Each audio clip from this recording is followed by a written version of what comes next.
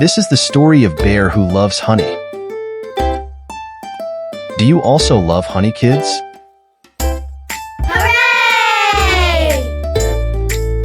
If that's so, let's find out how a bear get his favorite honey.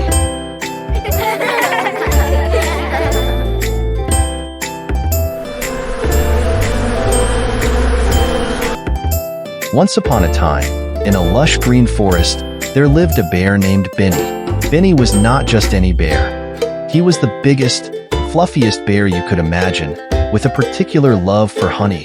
Every day, Benny would wander through the forest, sniffing the air for the sweet scent of honey. One bright morning, Benny caught a whiff of the most delicious-smelling honey he had ever encountered. His nose led him to the base of a tall oak tree, where a beehive hung high above. Benny's mouth watered as he gazed up at the hive. Oh, how I love honey. There's nothing sweeter or more satisfying than that golden, sticky treat. But why must it always be so difficult to reach? Every time I find a hive, it's up high, guarded by those pesky bees. But surely, it's worth a few stings for a taste of heaven, right? Or is it? Maybe, just maybe, there's another way. Benny sat at the foot of the tree, pondering his options. He could climb up and risk the wrath of the bees, or he could try to find another way to get the honey without getting hurt. Maybe if I ask the bees nicely, they'll share some honey with me.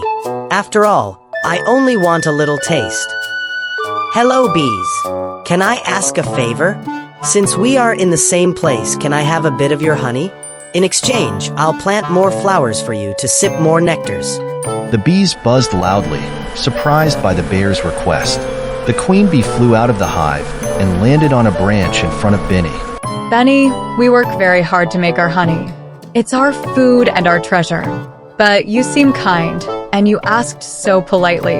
So, we'll share some honey with you, but only if you promise not to harm our hive and to help us protect it from other bears. Benny was overjoyed. I am so happy. Thank you, Queen Bee.